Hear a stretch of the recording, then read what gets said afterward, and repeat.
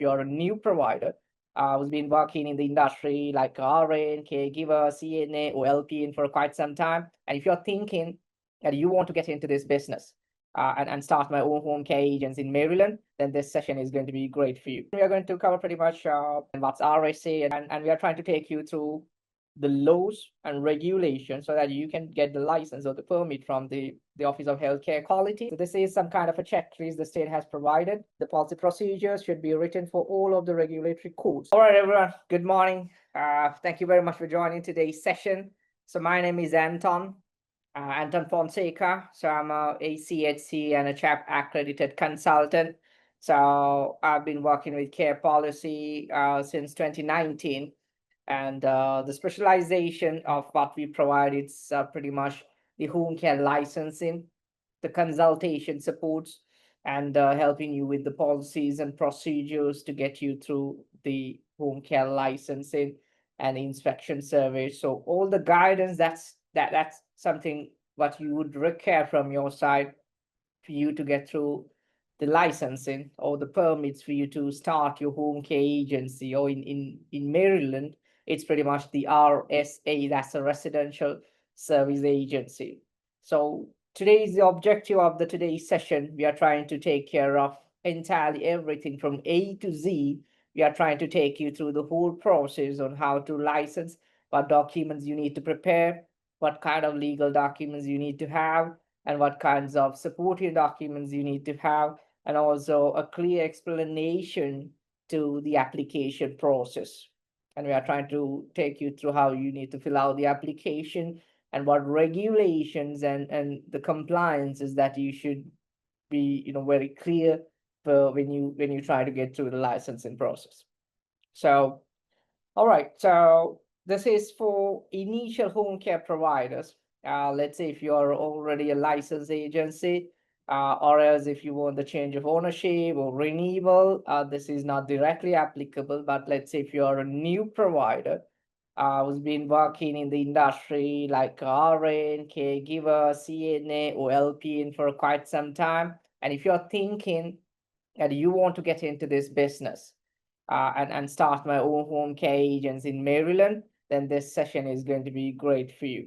And also, if you're someone who is trying to come to this healthcare industry or senior care industry from out of the industry, from real estate, IT industry, then this webinar is going to be very helpful as well, because we are trying to break things down into very simple and understandable manner. So every one of you would understand how you can get through the licensing and start your home care agency or start your residential service agency in your state, Maryland, or in any county that you prefer to get this started, right? So, all right, so let's get this started now. So as I mentioned, we are going to cover pretty much a comprehensive scope, and so you would get everything for you to understand. So about the company, your objectives, and what's RSA and how you would define RSA, because most of the customers we get into calls every day, they're having a lot of confusions on what's RSA and what services you can provide. So these complexes, these kinds of difficulties in understanding exactly what this program is about would stop your dream of getting your home care license or getting through this process. So we are trying to clear all these questions and doubts. So that's the whole objective of today's session. So, all right. So before I get into the contents, I hope you guys can hear me, right? Am I audible? Can someone please confirm? Yes, Anton. Yes. Yes, you are. Yes. Yes. All right. Okay, Ziva. Thank you very much. So let's get this started. So a little bit of introduction before we move forward about care policy. So care policy, we have been in the industry since 2019, and we have helped over thousands providers in terms of the support documents, licensing, consultation, not just Maryland, but we provide the support across the country and providing all the guidelines and breaking down the regulations and getting through the licenses. And also we are offering policies and procedures, that is written exactly as per the state specific requirements when you are to go in this process. So we have expert in the company RN consultants working with us, and we have the accredited consultants from ACHC and CHAPS, and the partnership and the membership in most of the accredited partners within the country. So, all right, let's try to move forward into what's really needed for you to understand. So, objective of this webinar, so you will be having the right license, and we are trying to take you through the laws and regulations so that you can get the license or the permit from the Office of Healthcare Quality, and you will pass all the COMAR regulation. COMAR means COMAR. And one thing that I need to let you know, every 50 state has its own state-specific regulatory requirements. As you know, every state has its own state-specific requirements. And the other second thing that you should know, every program has its own regulatory requirements and a very different process, very different sets of documents requirements, and very different process of application processing or submission. So when you try to think of the licensing, you always should think about the state specific regulation, and what's your program. Because I think most of you know, in Maryland, in the senior care, there are very popular programs like RSA and DDA group homes and home health agencies.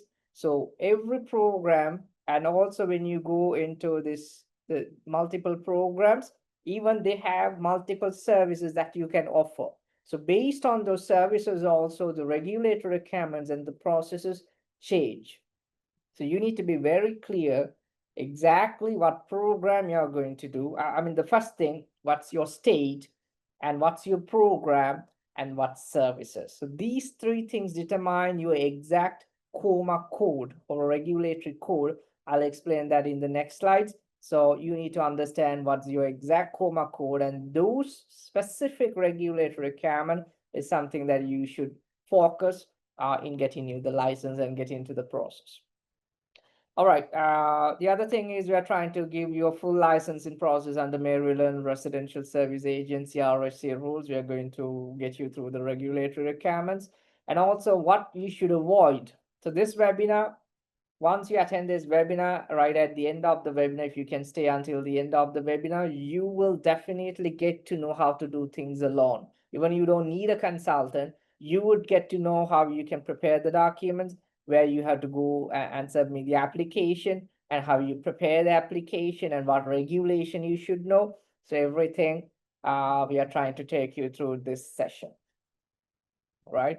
And also the common mistakes that you should avoid, and how the paperwork, the fees, the deadlines, and the timeline for the licensing. So everything we are trying to put you through this process and get you those important information so you know what to do and how to do and when to do. All right. Okay, and the policies and procedures. So this is a critical component that we are going to show you how you can do this. But just to let you know, for most of the providers that comes our way, they're pretty much confused. There's some providers think that the policy procedure is the only document you need to get a license. No, this is just one key component of the entire application package. So you should know that the policy procedures are mandatory for every state, every program, but this is just one document. In addition to that, based on your program, you will need to get through those required documents as per the state guidelines or as per the state checklist that is specified in the state-specific regulatory requirements. So I'll try to break down everything for you today during today's session. So, all right, finally, we will be taking you through a real life example or a case study, how we helped a client to get through the licensing, and a sample of documentations that we did for them and how it got approved. And you should know, right? I mean, when the state says you need to prepare a budget, you have no clue how the budget should look like, and how the figures should be displayed or presented to the state. So everything we are going to show under this, the real live examples. We are trying to get you through actual scenario on how we license a very recent client. The last client that we licensed, we have taken some documents for you to understand and what you need to be there when you try to process application. All right. All right. Okay. So, all right. The question is, what is a residential service agency? So as you see, the residential service agency in Maryland is a licensed provider that delivers healthcare and support services to clients in their own homes. Guys, make sure when we say in their own homes, this is not a group home type. Group home, you would keep the residents inside your own property or a facility or a building and providing 24-hour services and keeping them inside your building and providing the caregiving.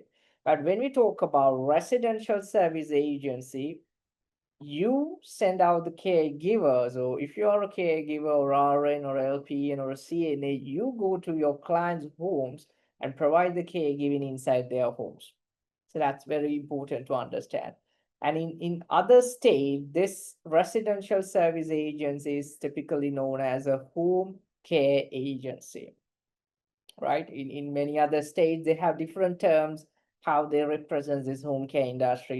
In Maryland, it's residential service agency. In Virginia, it's home care organization. In California, it's home care organization. In Texas, it's personal assistance services. In, let's say, Georgia, it's a private home care provider program. So in Illinois, they refer it as a home services agency. So that's why I'm telling you, your program, when you say home care agency, you need to exactly know what is the exact specific program based on the services that you plan to provide. Everything depends. So because the terminologies in every state is going to change, and how they represent is also going to change, because every state has its own way to handle things, as you already know. Okay. And now the question is, what services can you provide in a RSA license? Right? So you can provide both non-skilled and skilled services. So when we talk about the skilled, you can provide nursing care, wound care, medication administration, and therapy services. And the non-skilled, I mean non-medical services, you can provide personal support services, companion sitting, meal preparation, bed making, housekeeping. So it's a combination. So the good news about this license is that you don't need to license for two things or two licenses, because in most of the other states, for example, in, let's say, in Georgia, if you want to provide a home care non-skilled, you have to have a separate license called private home care provider program. And if you want to provide for home health or skilled services, then that's going to be a different license, home health. But in Maryland, they have a combined program called residential service agency, where you can provide both skilled and non-skilled under the same license that you obtain from the state. And so I'll try to break things down when we further go ahead, because there are multiple levels and things that you need to know. So I'll try to break things down into understandable manner when we go towards the next slides. All right. The other question is that I'm sure since you're already in Maryland, you must have seen the residential service agency, and there's another program called home health agency. So do you know? Now the confusion is, okay, let's try to understand this. The confusion is, you can provide both skilled and non-skilled. I mean, the RSA provides you to helps you to provide skilled services or medical services. But then there's another program specially for skilled home health services. So there's a confusion, right?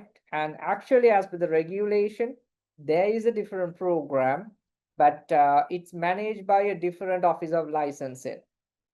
And it has a different way to understand its regulatory requirements. So for example, if you read this, RSA primarily provides non-medical care like assistance with daily living, companion, and light health monitoring.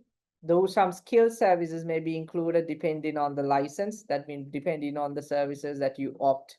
And this is regulated under the Office of Healthcare Quality and your COMAR regulation. Guys, take a note, COMAR 100705. This is the COMAR regulation for your home care agency or your residential service agency in Maryland. And you don't require to have a certificate of need. And why I'm talking about a certificate of need, because that's something you would have to go through if you are selecting the pathway for your home health agency. This is primarily for skilled medical care, nursing, therapy, home health aid services, and it has a different COMA code. You'd see 1007 10. So this is a different code, and the 100705 is a different code for RSA, it's a different code for home health. But the only problem why most of the providers, we don't recommend to go through this pathway for home health agents. You can provide only the skilled services, but before the state offers you this license, or even for you to get through the application process, you are required to have something called certificate of need, which means they are trying to see whether the state has enough capacity to let a new provider enter to the market.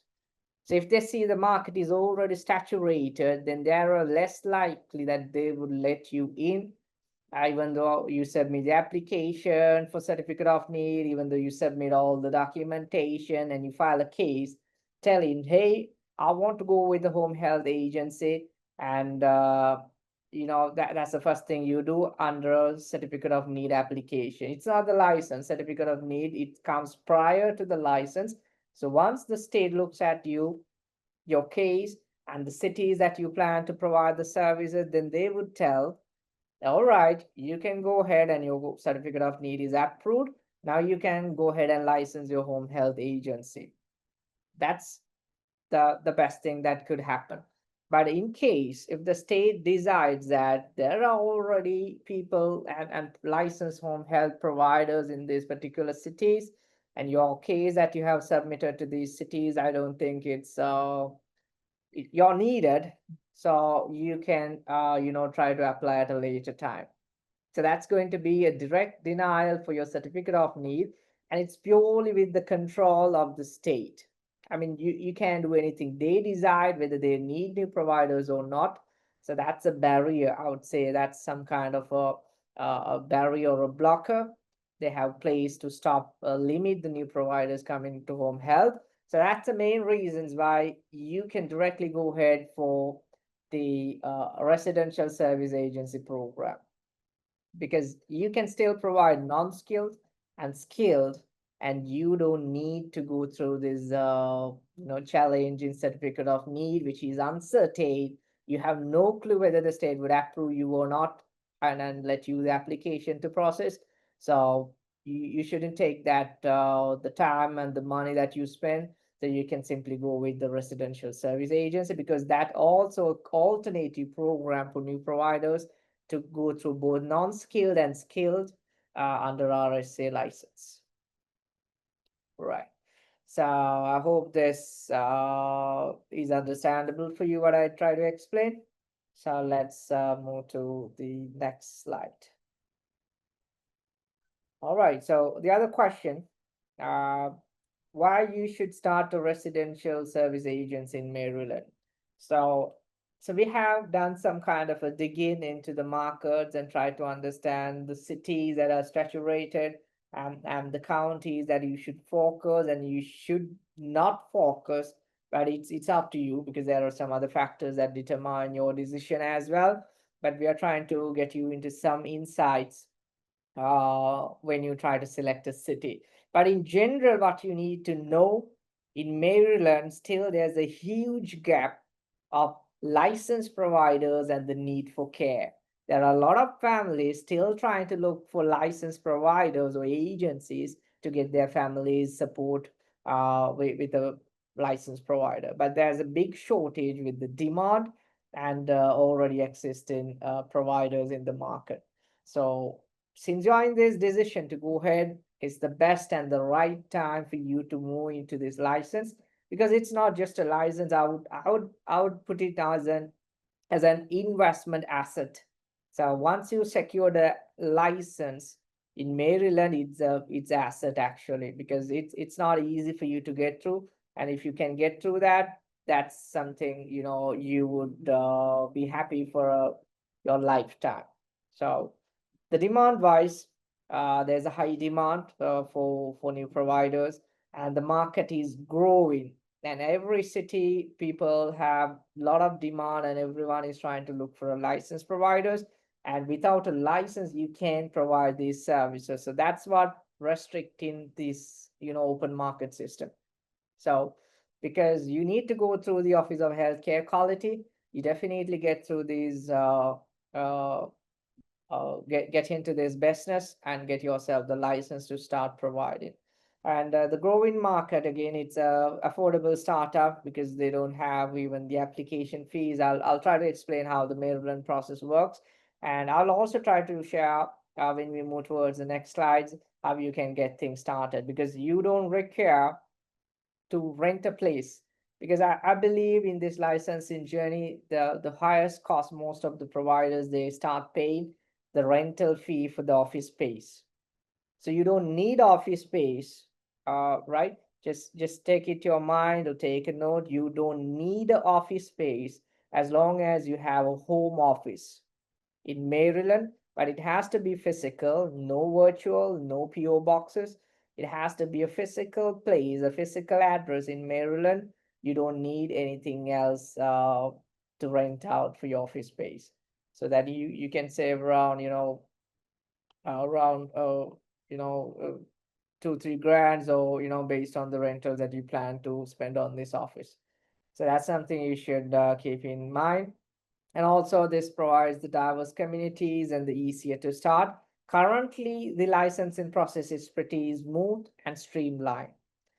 But actually, we are seeing some states, there are recent changes, like in Virginia, they have increased the regulatory requirements and some new policies they came up with the with the changes to the regulations are getting in place.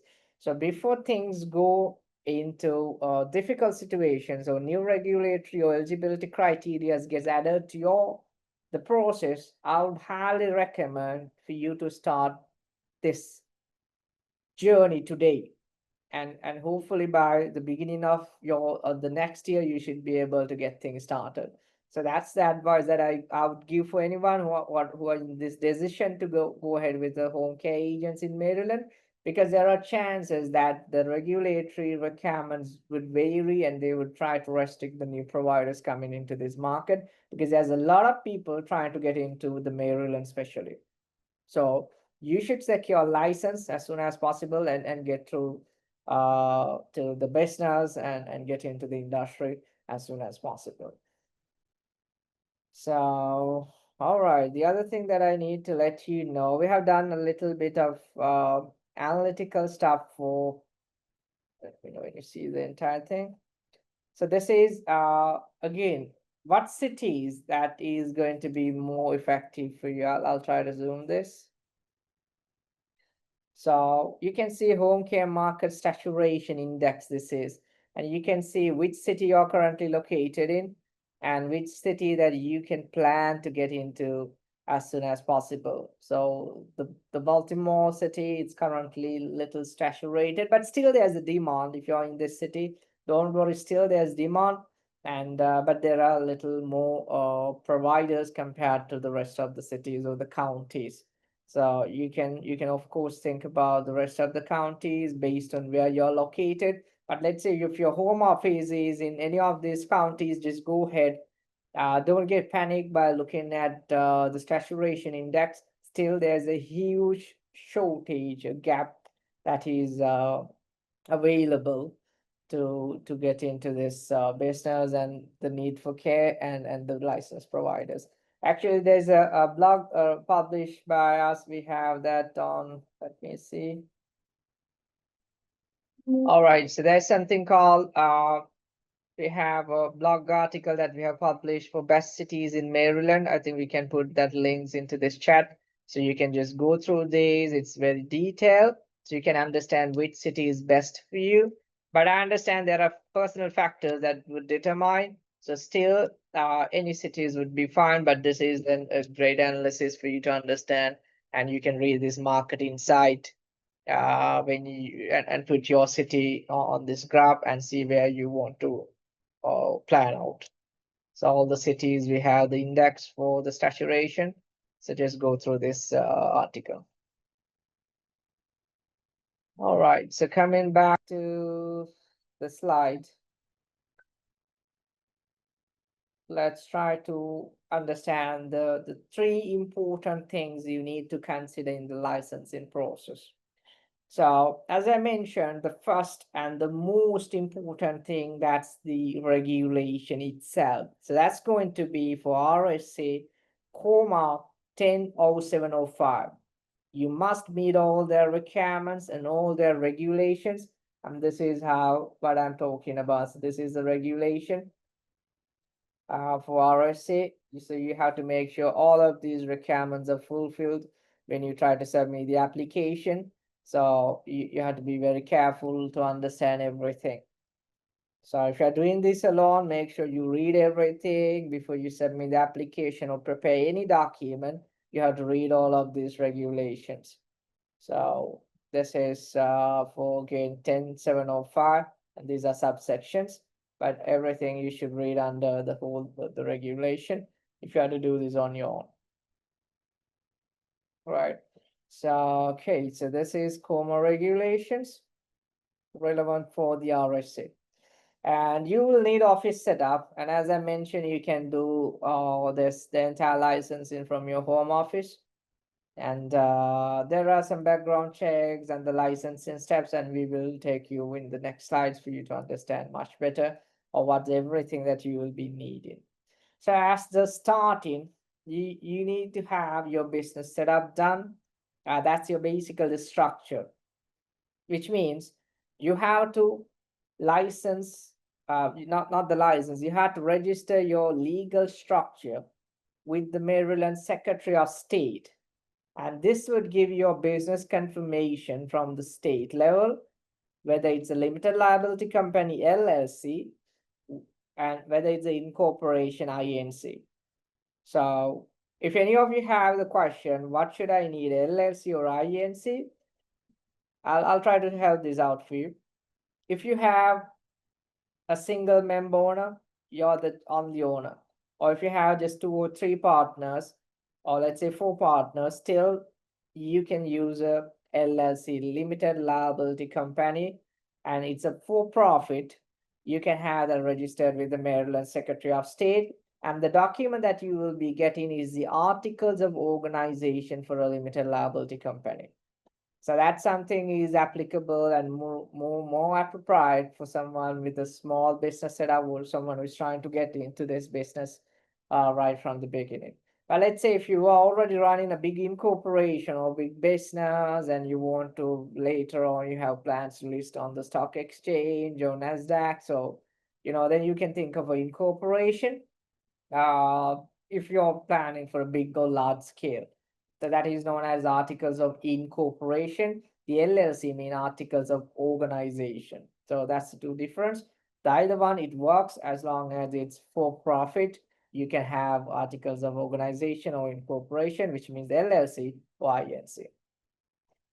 Okay, so when you register for this, you also should register for the EIN. That's the employer identification number, and you can apply free of charge with the IRS website and apply for an EIN number. That's the employer identification number.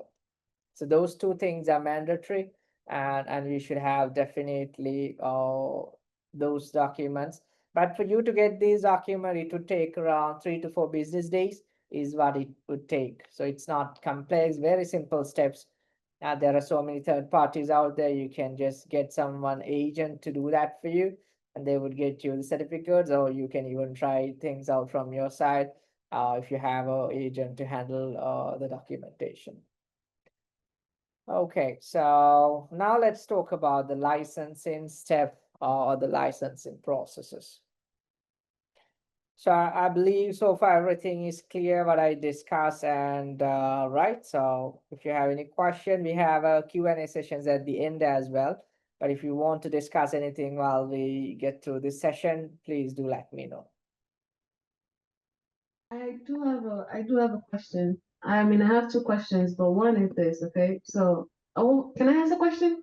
I don't know if I should ask. Yes, please. Yeah, Oh, please go okay. ahead. All right. So you mentioned about the office. Currently, right now, I do have an office, but my office is in DC.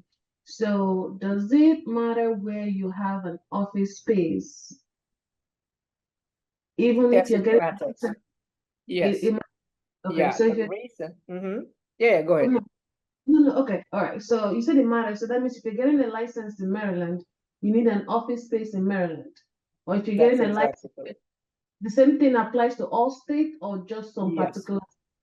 Every state it applies. The main reason is that you need to have physical space, physical location in your particular state that you're trying to apply for any licenses. The reason why it matters because they need to come for inspection surveys after your documents are approved, and it has to be within the state. So that's the main reason why you should have a physical space, whether it's a home office or a dedicated office. You should have a physical office within the state that you plan to license. And let's say there's an alternate scenario. So most of the providers, they have their head office in, let's say, DC. And you want to have a business set up in Maryland, but under the same business structure in DC, because that's your head office and that's your core business operations, everything is happening. So at such situations, you can register foreign entity, foreign state, by keeping the principal head office as DC, but you can have a foreign state registrations in Maryland, but still that's valid. You need to have a physical office space or a physical place within the state where you apply the license. So you should have a physical space in Maryland for you to get through this. Okay. So let's say okay, I decide to get the office in Maryland, right? And once my process is passed or once my license is passed, do I just say, okay, the headquarters now is in DC, or do I just still keep the office in Maryland? Because that would be that I have two offices basically. You should have office at every time because you will be providing the services for the community in Maryland. So when the state decides to come for, let's say, any unannounced the surveys, they would check whether you have office space or not. Because for them to come for any inspection service, they should have to visit the state, and you should even definitely have a office space in the city or the state. All right, sounds good. Thank you. All right, okay. So, all right, do we have any other questions or shall we move forward? I got a quick question. Yeah. So if you want to look at like adult psychiatric mental health home care facility, does that same license or is that separate kind of? It's a different license actually. So the licensing, it's going to be COMAR regulation. If it's within Maryland, it's going to be COMAR, but it's going to be applicable different COMAR code based on the service or the program that you choose to provide. So every program has its own regulation, own process, and different office of license. That's the main thing you need to understand. So for mental health, there is going to be a different program and a different office of licensing. You have to go through their processes to get you through the licensing. But this process is only valid for residential service agency. Got it. Okay. Thank you. All right. Okay. So let's move forward with the rest of the slides and the information. So now let's discuss this. I'm going to take you through the actual licensing, so you need to know this information. So the first thing is the COMAR regulation. You should read in full before you submit anything to the state. So that's mandatory. If you're going to do this alone for the first time, so try to definitely understand, because this is not only at the licensing. When you submit the documents, when you prepare policy procedures, the COMAR regulation should be valid and applicable inside your documents. And also, this would give all the guidelines and the regulations for you to adhere. You can't skip any of the COMAR regulation. For example, I'll give you an example. Let's say you're getting into the residential service agency licensing, and you're only planning to provide non-medical services. But the regulation specifies, even though you provide non-medical services, you need to have a RN, registered nurse, presented at the application.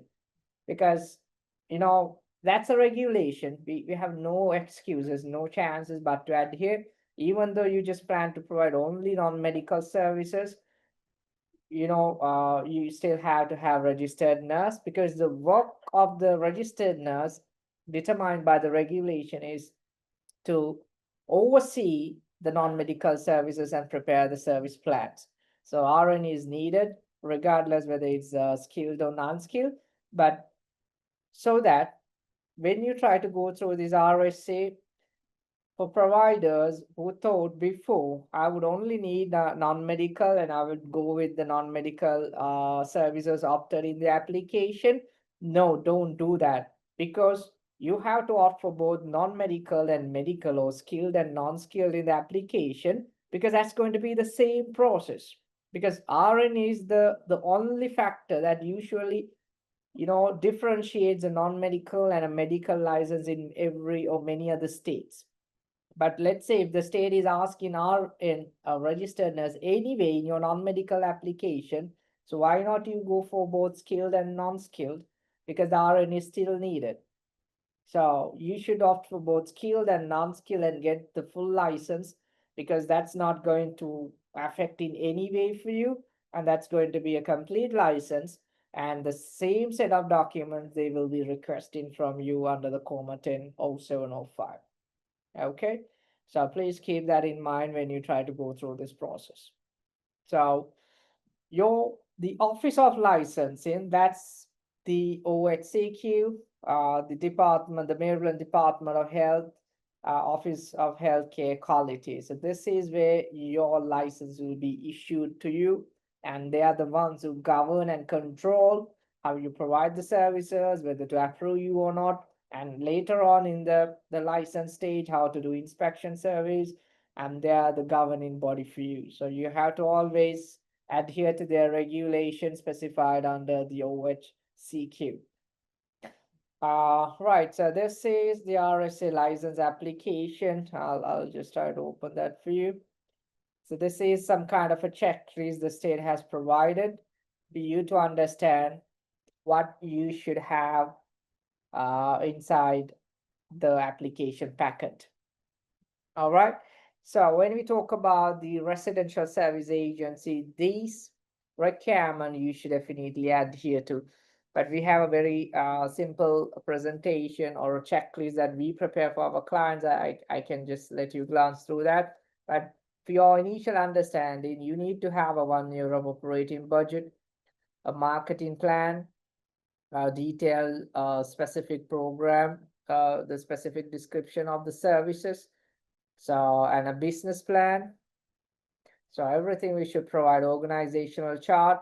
The policy procedures should be written for all of the regulatory codes.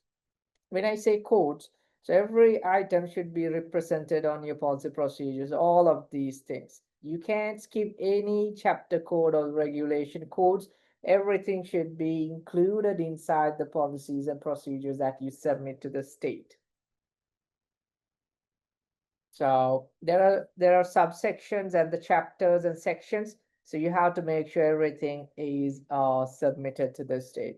And also there is something called letter of good standing. You have to go to their website and obtain that under your name and the agency. So those documentations you can download and you have to obtain from the links that will be provided. And there's a requirement for you to get through the liability insurance, the workers' compensation. So there are insurance requirements. Whether you start the business or not, at the point of application, you need to submit all these insurances to the state to show that you're ready to start the business. So yeah, so this is pretty much what they provide, but there's a little bit more information that you need to know. I'll try to guide you on the real life example, what actually you need to understand when you try to apply for the license. So this is the typical application, but this is a checklist, and I don't want to tell you this is an application. The application is 100% online. So this is how the application look like. This is the link. You have to submit an application under your agency. You should submit an online application. There are no longer manual application processes for RSA. Right? So it's going to be a full online application submission to the state. Alrighty, so okay, I think this was a very common question. Most of the people or the providers who are trying to provide the services, they're a bit of confused about these levels. The level 1, level 2, and level 3 in RSA is a very popular term. But just to let you know, these levels are no longer valid. They have done a little bit of changes. The RSA itself now comes as a combination of everything. Actual situation is there are no longer these levels are valid or applicable. It comes with the services that you opt, whether it's a non-medical, skilled, or complex care. So it's a matter of you take those services under your application processes, and there's no separate application for level 1 or no separate application for level 2. There's no separate application for level 3. Everything goes under the same application. But it's a matter of you opting for the required services to understand what services you need to get under your RSA license. Okay. All right.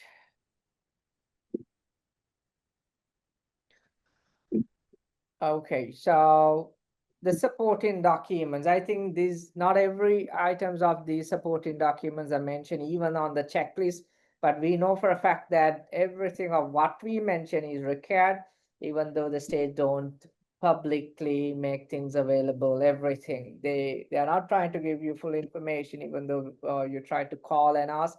Sometimes you might find difficulties in getting everything together, but we are trying to give you some understanding about exactly what's needed to get yourself approved and what level of documents and what level of content you need to include in order to get through this the review processes for your application. Okay, so as you see, all these supporting documents you need to prepare from your side, or you need to have some consultants to do that for you. So you have to have a business plan, and you should have a marketing plan, and you should have a financial plan, working budget. This is a 1 year's working budget, and you should have a policy and procedure manual. And if you have been previously denied, suspended, or revocation, you have to submit and disclose those information. And the statement of ownership means your business ownership and your legal structure, LLC, EIN, your NPI. The NPI means it's a national provider identifier. If any of you don't know what's the NPI number, that's for all the federal billing purposes, your agency would have a NPI number. And the agency NPI is type 2 NPI, so that's part of the things that you should have from your end before you can submit application. So organizational charts and the statement regarding the prior or current license certification, whether you have like previous certifications with Maryland or any other states, and if you have been convicted or any criminal charges, everything should be disclosed. Trust me, you can skip these things because there are requirements under the background check with the CGIS. You can't hide anything. Let's say if you have anything, any of these charges or even a minor thing, everything should be disclosed and provide the explanation to the state when you submit the package. So we can skip that. Anyways, your background check would also determine and identify everything. What's what's with your background check. I mean, and what's going with your background check. And again, let's say if you're a administrator or you're a single member owner. Now let's try to put into this scenario. Let's say you're a single member owner and you just want to get this started. Okay.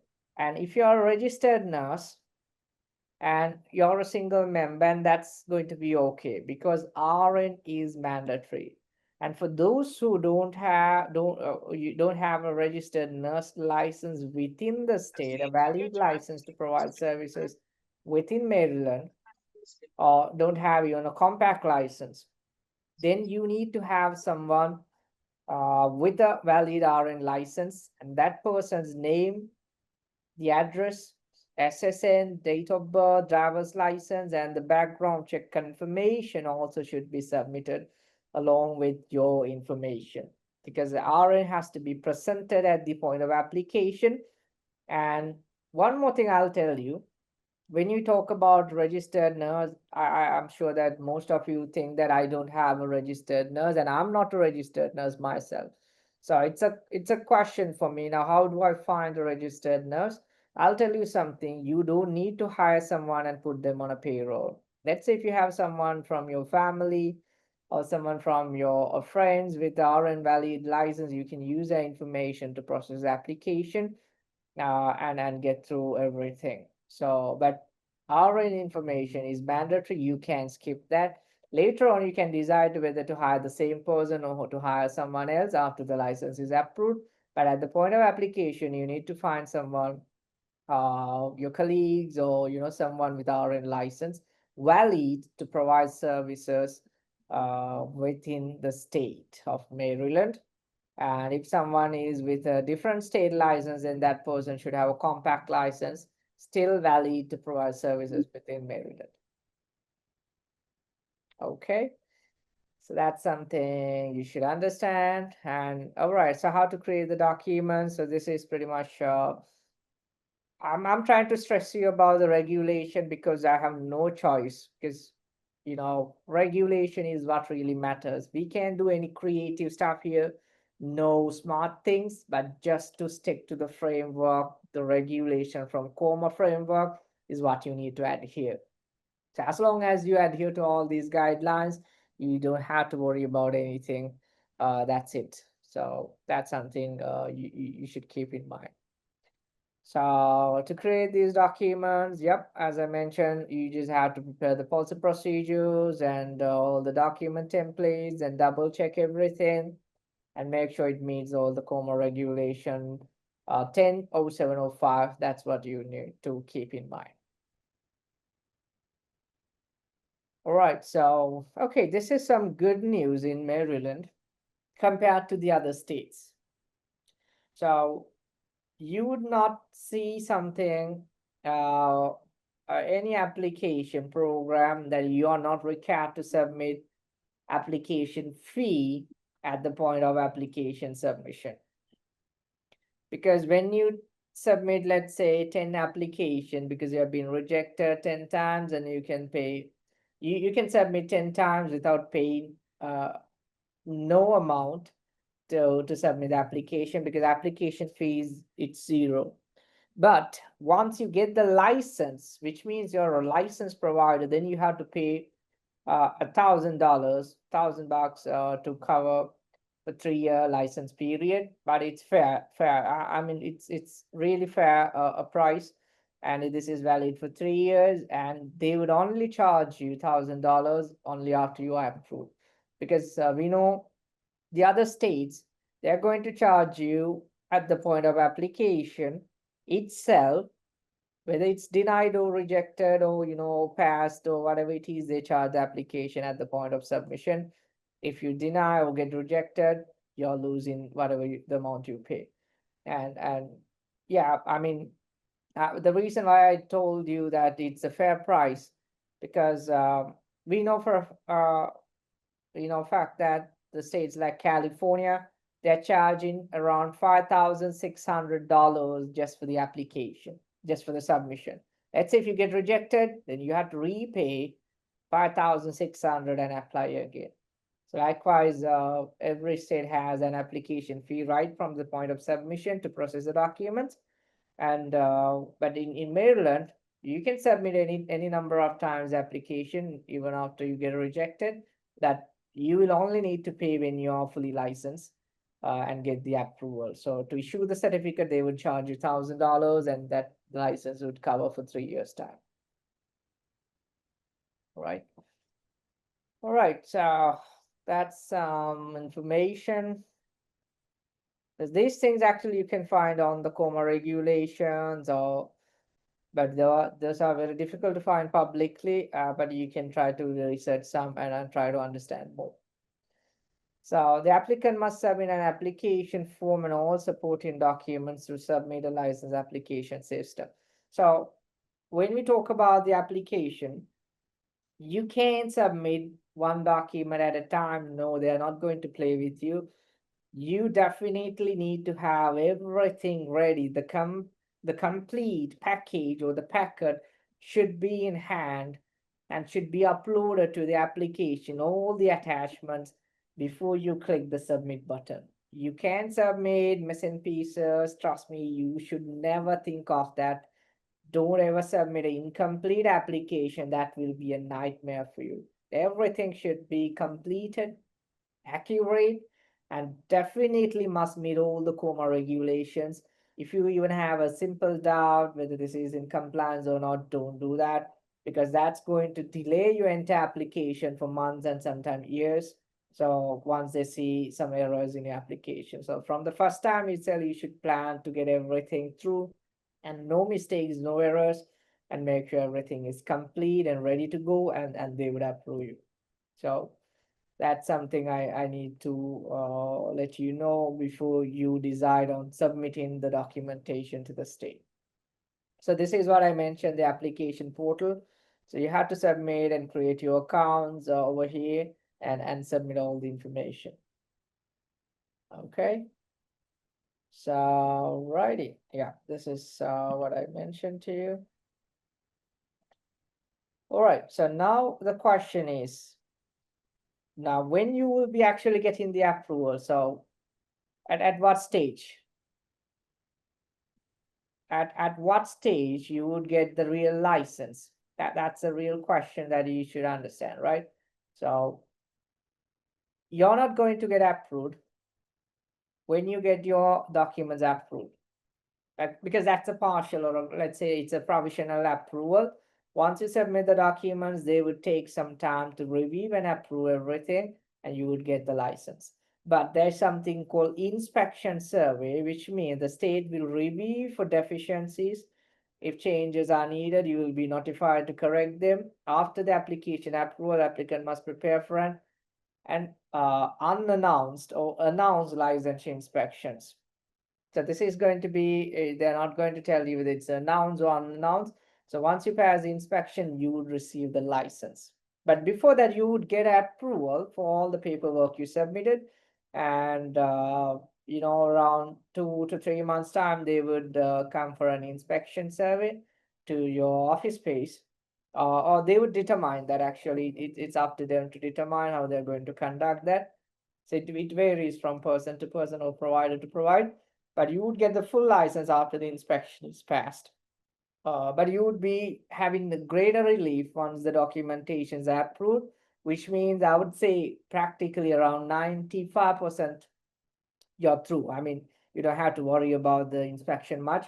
That as long as you keep all the policy procedures printed and you know, try to adhere to the inspection rules and regulation, you don't have reason to get rejected. But once the inspection team comes and visit your office, then that's the point they will issue you the license. All right.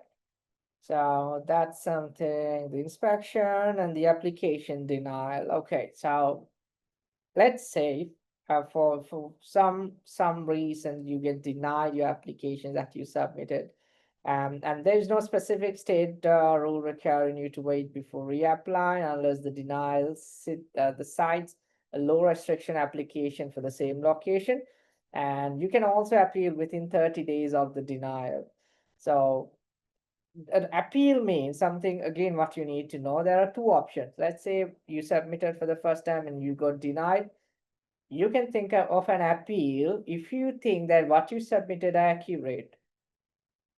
But in case if you have been sent towards deficiencies, that these are missing and these are errors, then the denial would not work unless you have a real case to support that.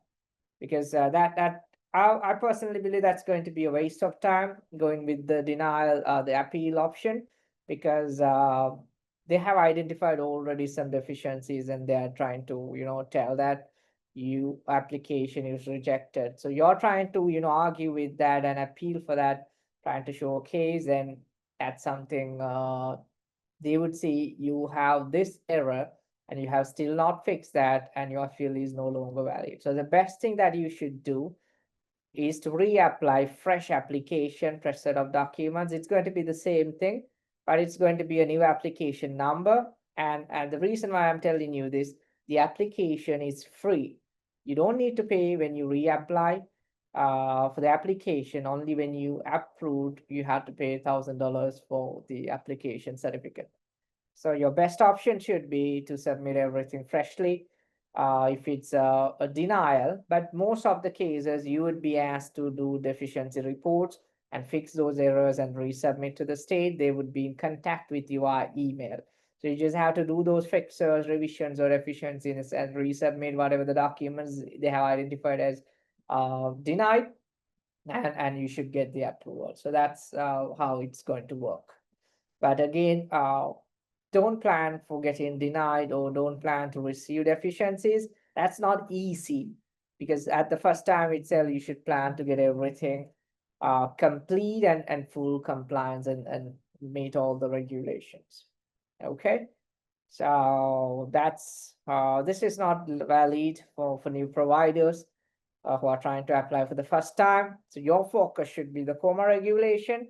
Your focus should be getting the approved for the first time without any errors. So complete package, submit everything, and full compliance, review multiple times, and you would be getting the approvals in few months. All right. So this is what I mentioned. There is no processing fees, and the question. Actually, this is a golden question. Most of the providers they ask, how long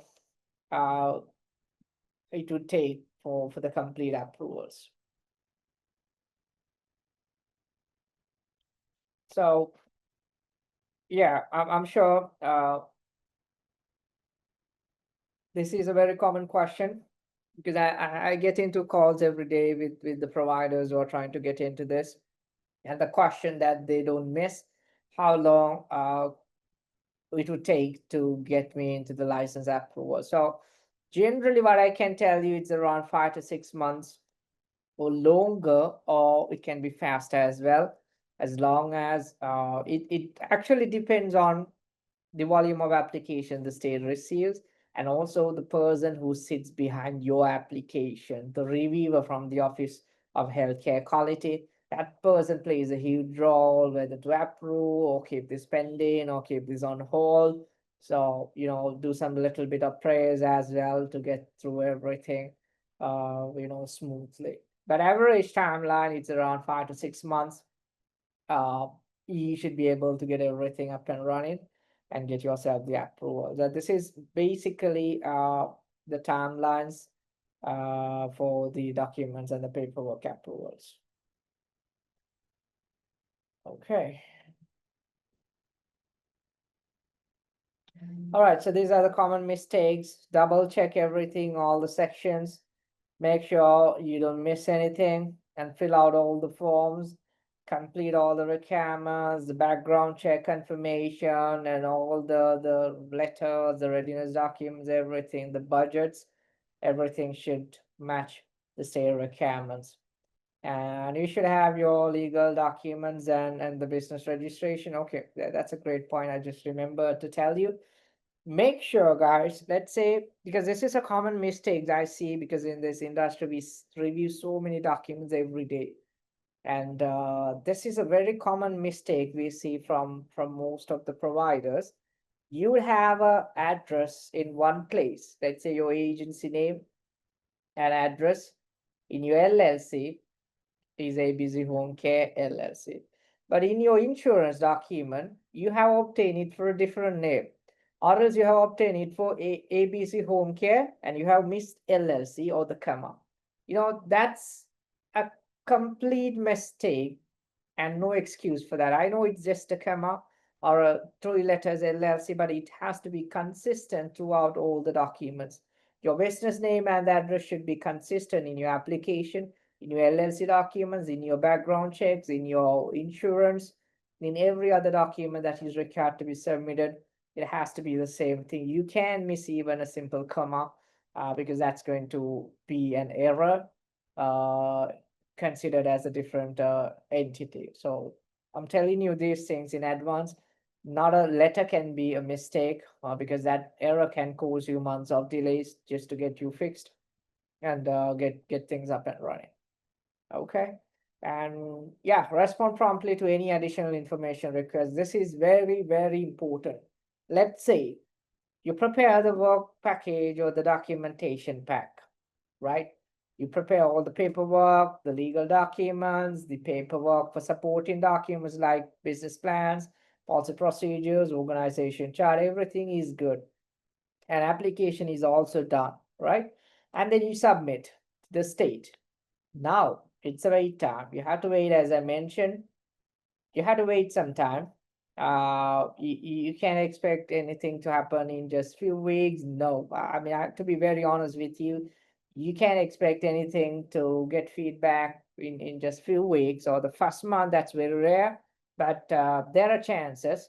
But let's say on the second or the third month, when the state reviews and they reply to, they would send you an email and identify the deficiency. They would say, hey Ziva, your the application is missing your the EIN number. So that's a deficiency they identified and they have emailed you. But you missed that. For some reason you missed that, or your email went to promotion or spam or got deleted. That's a nightmare because when they send you an email, they mention, hey Ziva, your agency application, we have identified some deficiencies. Please correct them within 7 business days, 10 business days, or they would specify the number of days. And if you have never seen those emails that you have received, that's going to be a bigger problem. Your application would be denied, rejected if you don't submit for those minor errors that you have missed or minor documents that you have missed to submit. So always, as soon as you submit the application, make sure you don't ever wait without checking your inbox, spam folders, promotion tabs. Make sure you're up to date. And as soon as they send you the deficiencies, you have to fix and send it back to them because they always comes with the deadlines for you to submit. So you can't ever miss any of the emails that they send or any communications that they would have with you. All right. So please keep that in mind after you submit the applications. All right, so what happens after you have received the application? So the state will do some inspections and you can start services. You can provide services and we can run the operation, but always make sure you're in compliance with the regulatory requirements and you're providing the services correctly and within the regulations.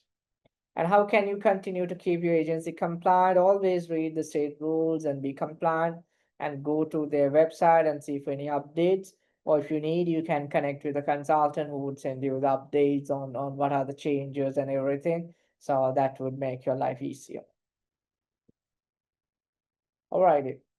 So, okay, so I'm going to move ahead with a real life example. So any of you, do you have any questions?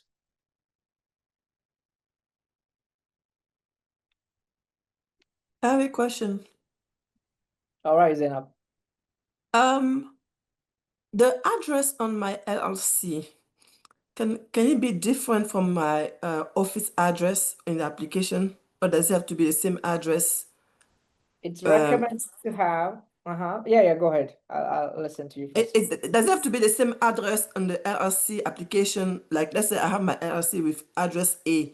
Do I have to use the same address A for the licensing for the RSA, or can it be a different address? So I would recommend it to be the same address because they're trying to check where you're going to be located, and it should be within Maryland and a physical address. And as long as it's the same address, it's much better because there are chances that they would miss those things and not check, but the regulation specifies that the address should be consistent and you should have a physical space within the state. Let's say if it's a home address and try to make it similar where your office is going to be located, try to put that address on your LLC. That's going to be much safer for you. To do that, the simplest way is for you to request for an amendment for your LLC, and you can do and make it corrected. You can do that with the Secretary of State. So let's say I get approved, right? I get approved. Can I serve different counties, like the few counties next to me? Can I serve all of them, or should I have to restrict myself to only one county? Okay, great question. So the regulation don't specify the limitation of the counties. You can provide multiple counties. They're not going to restrict you for any number of counties, So you're free to select the counties, but always try to have the office space where you're going to provide, but you should have a plan on which county you should target. I mean, that's not the regulation part, but the operational and the marketing strategy, you should set up something that you can focus on particular community and get them attracted to your business. But the regulation, as per the regulation, you can provide for multiple counties. You're not restricted. Okay. One last question, and I let other people talk. I'm so sorry. On the application, it gave the choice for adults and children. So you have to, there's a checkbox for that. So let's say I want to offer adult and children a service, home care for adult and children. Do I need a separate policy and procedure for that? Is it completely different? What do I need that is extra for children? So, all right, the RSA regulation is going to be the same as long as the application specifies those additional services, but the service is going to be a little different, right? Because children Yes. and the service itself. So what I would recommend inside your policy procedures, which is the complete manual, you should specify those segregation of the services that you plan for this community and what services that you plan for the children, or you should have that prepared because that's going to be useful during your inspections and for ongoing compliances. Okay. Yeah. That's it. All righty. Okay. Quick question before you go further. So on the announced and on or unannounced visit, prior to the full approval, when they come out, what specifically are they looking for with respect to the office space? Are they looking for the setup? Are they looking for how employee documents are properly filed? All the procedures are all intact? What specifically are they looking for? All right, so they're trying to look at the policy procedure. So what happens when they are trying to, when you think that they are ready for the inspection service, you should have all of the policy procedures printed, and it should look like office. But I'm trying to tell not the regulation, but just for you to understand. So you should have these all the forms, the client onboarding forms, the intake forms, the grievance policies and procedures, or grievance the complaint forms, and the employee handbook on how you onboard the staffing and how you onboard the clients. So those are the things that they would try to check when they try to, do the inspection service, which means whether you are ready and whether you are doing things correctly is what they're trying to ensure. So you should have all the things printed and put them on nice binders and, keep it proper when they visit the inspection service. Alrighty, okay. So let's try to move forward with the real life examples. Give me a few seconds.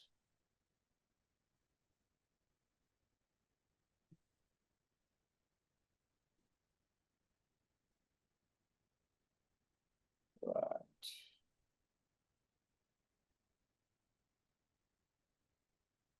All right.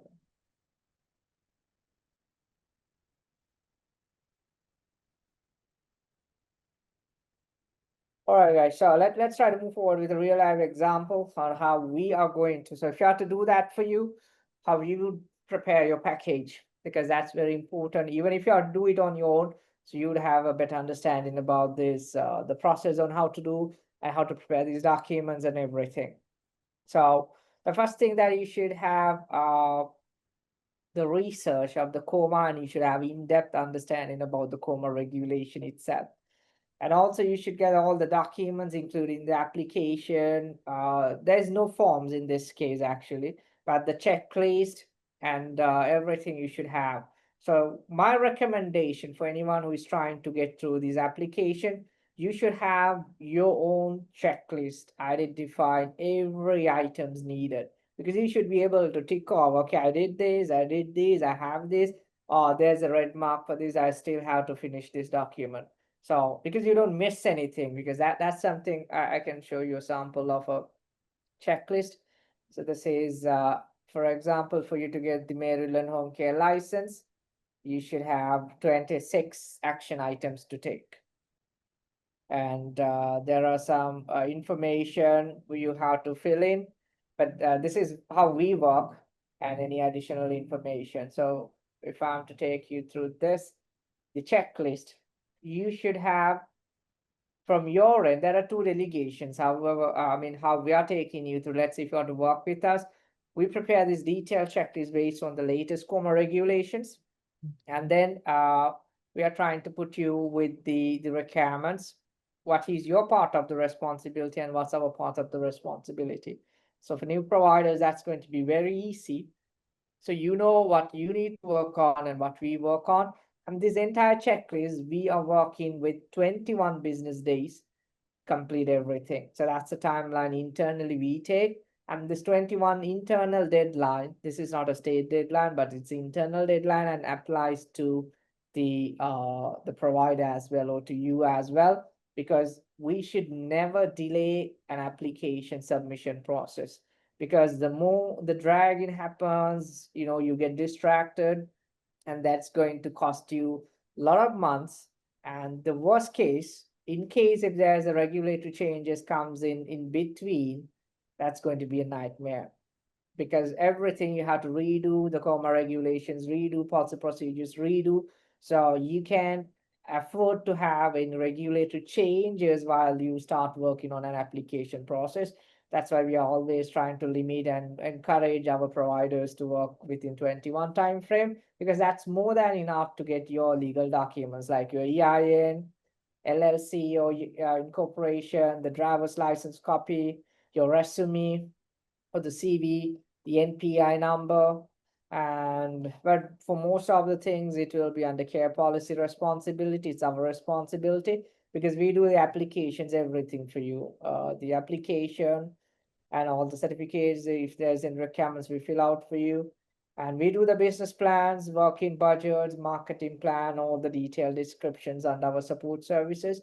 And also we help you with organizational charts. So every document should reflect this COMA code. So that's the important thing.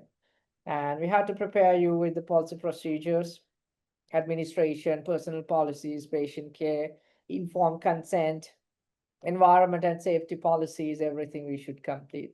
And from your end, you'd be having to go through the letter of good standing, but we give you instruction how to do that, where you have to do and how to do, when to do everything. We will be walking with you step by step.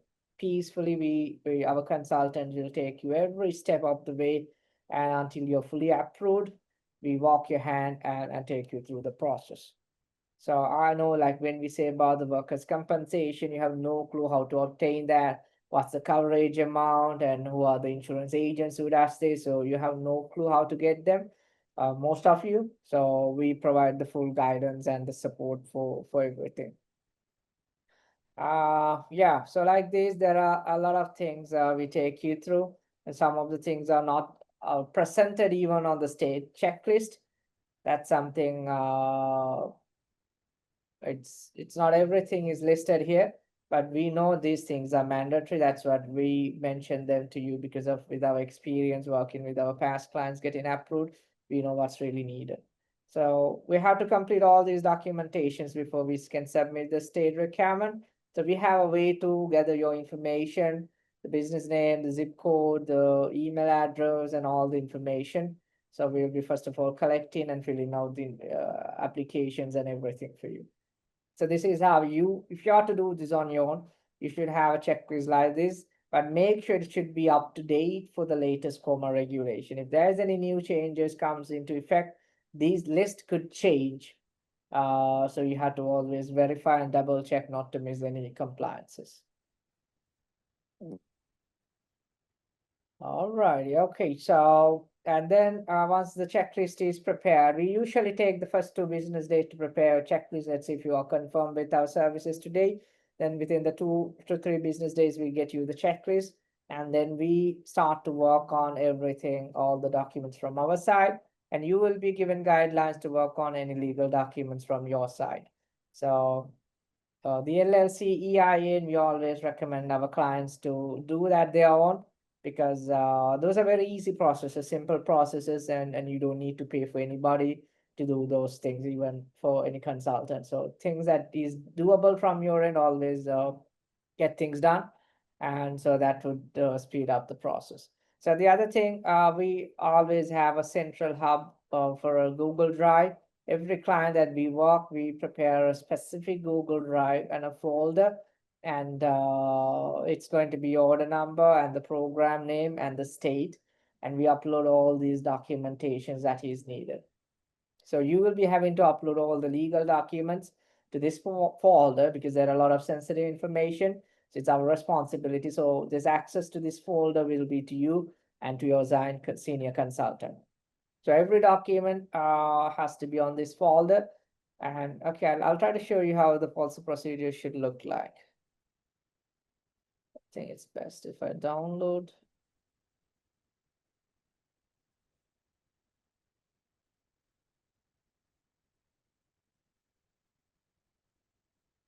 All right.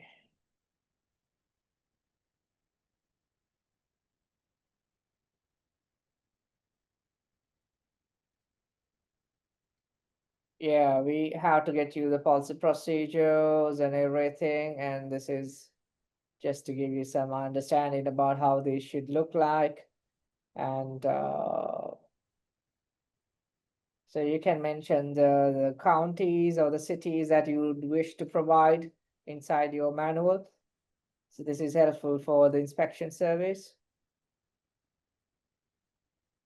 And every services that you plan to provide, let's say if you're providing only non-medical, then limit your services to non-medical. But if you're planning to provide both skilled and complex care, everything you should list down. So this is how you should have your policy procedures prepared, and everything should consist. So this is nearly 100+ pages. So you have to make sure everything is complete.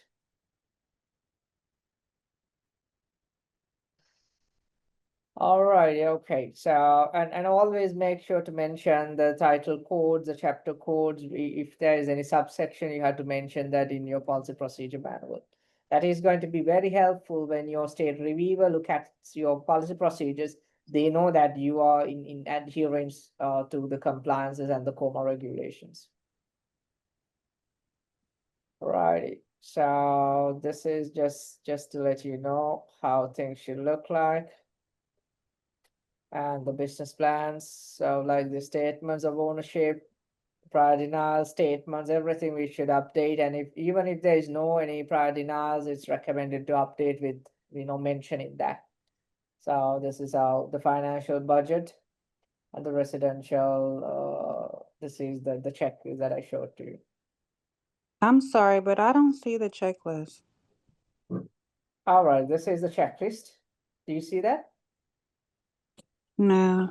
You showing something different because we're on the screen say real life example, step-by-step process.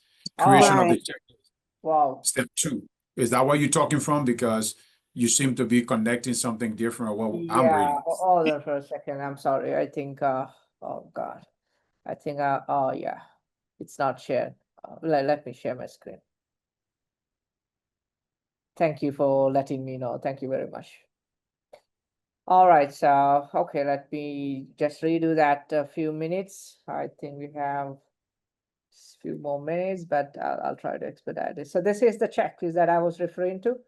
So this is some kind of a document that you should have with you when you try to work on your application. So there are nearly, as I mentioned, there are nearly 26 action items, and you should have all these documents ready before you can submit the application. So EIN, your LLC, driver's license, your resume, and the NPI number, everything under your name will be listed, and this is what the application and everything under CarePods will be handling for you. So your business plans, the 1-year working budget, the marketing plans, the program and the service descriptions, organizational chart. So these are mandatory items that you should include inside your package.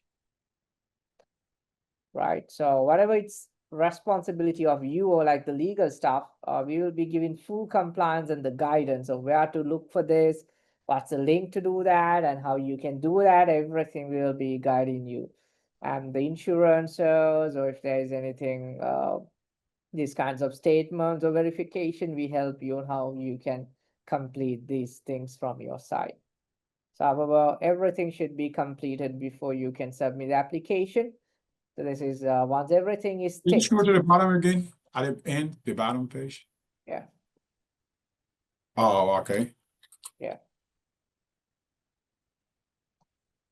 So you can take a screenshot if you need, so that you know exactly what you need to understand.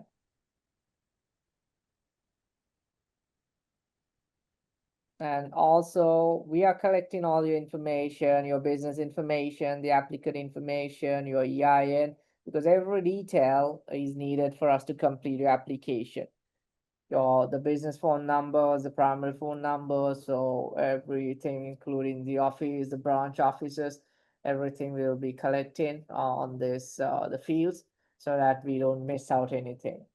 And these are the services that you can select on your application. So we would like to understand initially what services you would like to plan to provide, and what things that you don't want to provide, if there is any, so that we will be marking in the application based on your requirements. So, all right, so this is something what I call as a checklist. And if you have to do this on your own, definitely you should have something like this, but always make sure it should be up to date to the latest COMAR guideline. You should have everything ready. But these things, the state don't let you, if you see this public document from the state as a checklist, you don't see everything here. But the rest of the things also part of what is needed, but they don't specify everything. So you should have some research and try to get everything ready for your case and have all the documents ready. So this is what I was trying to show you, some sample documentations. That's part of your the application documentation. So every documentation is needed. You should prepare everything, and we have a folder for every client, and under your order number and your program and the state, we prepare all the supported documents and upload your specific personal, the private folder. And you will be having to upload all your legal documents over here, whatever is marked under your name in the checklist. So this is how the policy procedures looks like. I think I showed you, but you guys didn't see, but I can show you again. So the administration policies, or every policy procedure you should specify, and always try to mark the cities that you plan to provide, or the counties. So that's going to be helpful. And as I mentioned, always try to mention the services that you wish to provide, and try to give a description of the services, because this is very important for you to understand what services that you provide. So every ID, the regulation should be specified, and everything in the regulation should be inside your policy procedures. So this manual is nearly 100+ pages, so it should be very complete. I'm sorry, are you able to share this like through the chat? The policy procedure manual, actually, we have a product on Care Policy website. At the end of the session, we will tell you if you're interested on these policy procedures, if you want them, we will guide you on how you can get them for you. So I'll try to show you, because not only the policy procedures, we have a separate product for all of the documentations that are 100% compliant. So I'll try to take you through those processes. I mean, after I finish the presentation, I'll show you how you can get them, or else I think my team can put them on the chat as well. Thank you. I know I did purchase the policy and procedure sometime in I think in August. Can you also have the other document being purchased on your site? Yeah, so if you have already purchased, then you can email us with your order number. So our team will, resend the same attachment. I mean, if you have already paid and ordered, you don't need to pay again for that manual. You can simply let our customer care know, and they will send you the manual that you have already purchased. Okay, thank you. Alrighty. So, all right, okay. So the templates, so you sell the templates in section on your site, right? So if Yeah, I we needed have a everything. policy procedure, you have a template on there, or if I needed a budget format, you have a template on there that I can purchase just for that. That's correct. So we have a separate product for policy procedures, and also all these documentation pack also we have as a separate product. The budgets, all the templates. You just have to insert your agency name. That's it, and submit to the state. Yeah, it's ready to submit documents. Only the agency name you should insert just to customize your agency details. But if there are any the service changes, you can just add the services that you provide as well if it's specific, and then it's ready to submit. All right, guys, I think we are running out of time, but I will try to finish everything. So this is how we work. And always, again, keep in mind every document that you prepare should be as per the regulation, and you can't miss any simple thing, and it should be submitted correctly to the state requirement. So that's the creation of the documents. And we have review processes from our end before we submit to the state. Once the legal documents are ready and the supporting documents are ready and the application is ready, we call it application package is ready to submit. So at this stage, before we give you the green light, before we tell you, hey, you can go ahead and log into your account and submit, or for us to go ahead and submit, we have 3 review processes. The first review happens from our document specialist, making sure everything is complete, no errors, everything is compliant. Second review has to happen from our provider client, who will be reviewing all the information you shared with us accurate and complete, and everything is good to go. And finally, it will be the consulting team, either myself or the rest of the consultants at the Care Policy will give you the green light. Hey, your package is all good, now ready to submit. Now you can submit, and the rest of the things the state will review and get back to us. So everything happens within the first 21 business days under a full consultation package. So we take care of everything for you. So yeah, the application submission is going to be fully online, and we have to create an account under your email because you're the owner of the business. We are just a consultant, a third party. So we will be using one of your email, but you can verify it from your email and give us the access. So we fill out everything for you. And you, of course, have access to every document. We are not doing a secret thing here. You get the access to all the templates, all of the documents, the package, and the application itself. You will be given the access, the login credentials, everything. Because and it should be created under your ownership. Don't ever try to create for someone else's email, because you lose access later on when you need to access that. So it has to be one of your email and a working email. And that's the email, another very important thing, as I mentioned, that same email that you provide to the state, the application process, that's the corresponding email from the state. So you should never miss that email, or you should never skip that. The same email is all the communication is going to be with the state. So make sure it is active and it's working all the time. If you have to put that email on that application and to expect the responses from the state. All right, the compliances, ongoing compliance. No, I must have said the compliances, the regulations more than 100 times. So still, you should, after your license also, you should keep things in compliance. But our services, we are providing everything for you until you're fully approved. So actually, it's a guaranteed service as long as your backgrounds are clean, as long as you provide all complete information what's requested. You don't have to worry about anything. Until you're fully approved, you'll be taking care of our consultation services. So yeah, you would receive the full license, and you have to pay $1,000 from your end. The application is a certificate issuance fee once everything is approved. So and the rest of the expenses also something you would be having to do from your end, like the insurance, the background check fee. So those kinds of the minor expenses you'll be having to take care from your side for the completion. So this is what you can finally expect under your agency name. This is the certificate that you should receive for the services that you plan to provide. All right, guys, so this should be your ultimate goal in getting through this. This is what you should have under your agency name, getting the license confirmed. And as I mentioned, it will be issued under the Office of Healthcare Quality, and you should have it, ready with you. So this is, I think, customer we licensed just 1 or 2 months ago. So yeah.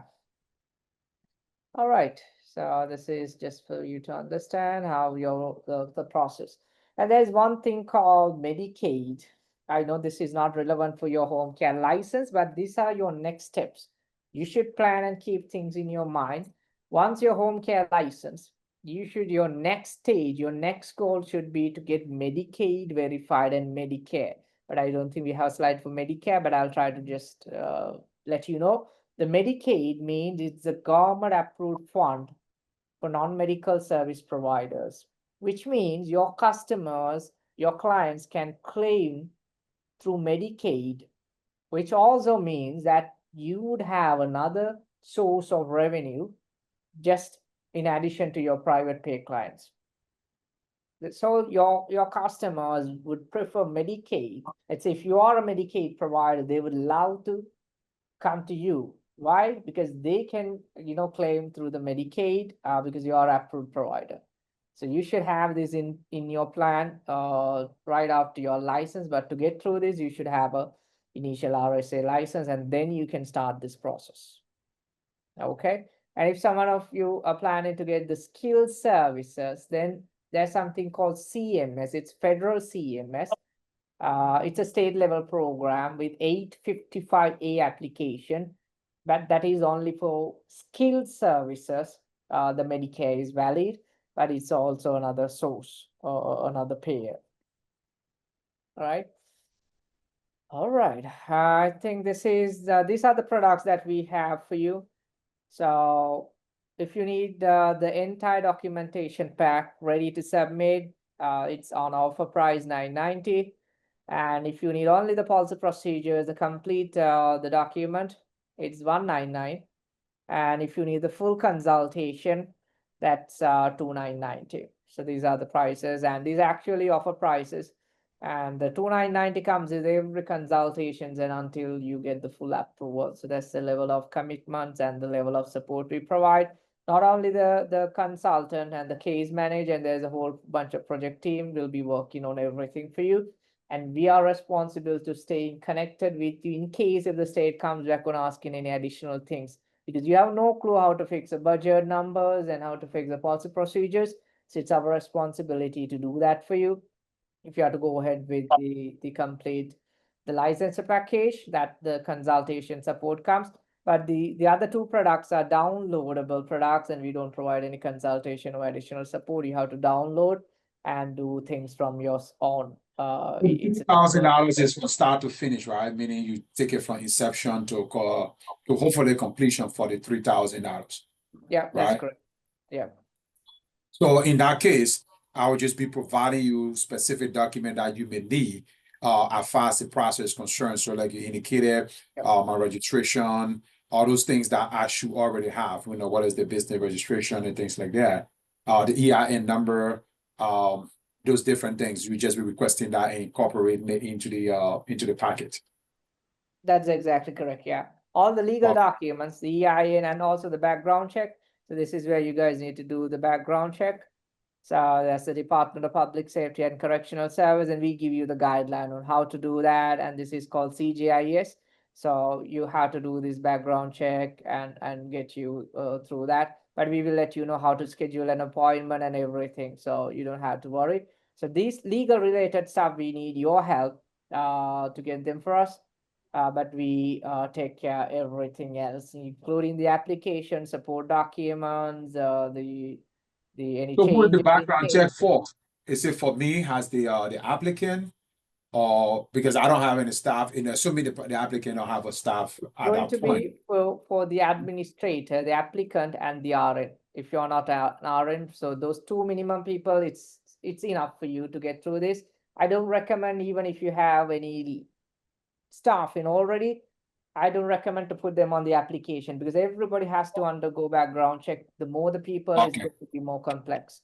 So if this you is just the proprietors. Yeah, just the founder and the RN, that's enough, and that's the fastest way. Yeah. Question. I already have the template for the policy and procedure, which I bought from you guys. So if I want to buy the 919, so because the policy and procedure will still be in there, because when I went to buy the policy and procedure, I did not see this 990. So what's gonna be the All right, actually, this is a recent product that we have launched on our website. I need to check, but I think our team will take a note of your name and the email, and they will get back to you on this. Okay. Yeah. You want me to put my email on the chat, or I can? Yes, please. Our team will take, if you can just drop your emails, or else, yeah, your email would be better. So our team will contact you. Are there, Okay. I mean, will you guys be providing any discount for those who attended this boot camp or for the holiday season on any of the prices, particularly the $3,000 one for that you know of? Yeah, actually, these are the discounted prices that we are offering. So this is the best prices that you can get, because usually we provide these entire documents back for around 1,500 and the complete consultation for around 3,500. So this is the total prices that we are offering. Because actually, if you see the market rates, some people charge around 1,500 just the policy procedure itself. So we are trying to, trying to be very fair in the market and providing a quality service for our customers. So, sir, if we go to the website, we will find the same price there. Yeah, exactly. So, all right, I'll try to There's show you. no reward for us. We attended for you today, so it will be the same. If somebody comes to the website, it will be the same price also. So we need to have something for us, like we attend with you, and All right? right. Okay. So actually, we don't have. I mean, we are very difficult for us to offer any discount on this price, because it's our responsibility. Because we will be working not just 21 days, until the entire 6 months. We have to be ready for you, because whenever any state correspondence comes and until you're fully approved, there will be lots of back and forth communication. That's the level of commitment we are providing for the price that you pay for. So it's value for money. How will take until the state approval? Yeah, until your state approval. That's correct. How long take? I mean, how many months? It's around 5 to 6 months for everything. But it really depends. It can be much faster as well, but it depends on the state side, because it's something unavoidable for us. I mean, it's beyond anybody's control, but still, practically with our experience, they would take around 5 to 6 months for everything to get completed. How many agencies, sir, you approved from Maryland? You got approved recently from a specific from Maryland through you.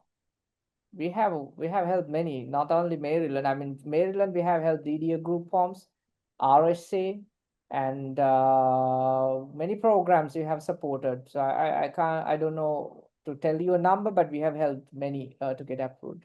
You can check the reviews and the feedbacks available on public. So just if you are too ready on getting with the services. Yeah. Last question. If we will go for policy for adult and now we need to add for pediatric, so it will be the same package, the price?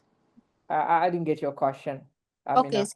For you, for full consultation, you said like almost 3,000, right? Yeah, that's correct. Okay.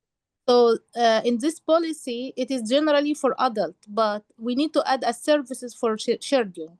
So it will be including the consultation, or we don't need to pay. Yeah, under your consultation package, everything will be fully customized. It has to be customized to what services you provide, because we are gathering and we are in very good communication with you after you get our consultation package to understand your specific requirement, and it has to be fully customized to get you through the licensing.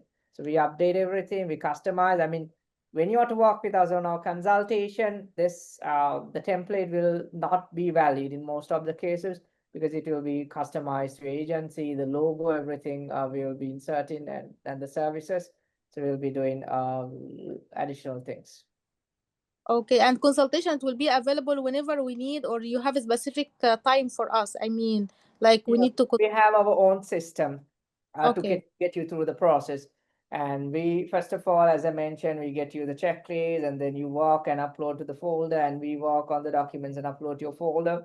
And if there's any confusion, then we have communications in email or calls. So we have our way to take you through the process. So it is going to be stress-free, and we are going to take you very step-by-step and streamlined process. So you are not on the payment, it said it paid one-time payment. Said I was doing the 3,001. Is it a one-time at the inception, $3,000, or is it a payment plan over the 3 to 4, 5 months that we're working from inception to completion? This $3,000 is one time, and it's a total fee, and there's no recurring fees. The 3,000 is going to be your total fee until you are fully approved. But if you are looking for, is it pay at inception, or is it pay in installment? Inception. You have to pay right at the beginning. But you have another thing called Shop Pay, and it's a third-party payment plan integration with Affirm. So if you know Affirm, it's like you can pay installment with them. You have that option at the checkout, but it depends on your credit score, and they would charge a small interest to get your installment plan. But it depends from person to person based on the credit score. But that's still an option for you. If not, you can pay the direct total $3,000. Can I ask a question? So if if you have a business that's already incorporated in another state and is licensed to provide services in that other state and looking to provide services in Maryland, does that business now need to incorporate all over again in Maryland, or can they just open a office space in Maryland to comply with the stipulation for office space in Maryland, and then apply and provide services? All right, great question, Sila. No, you can use your other state license to provide services.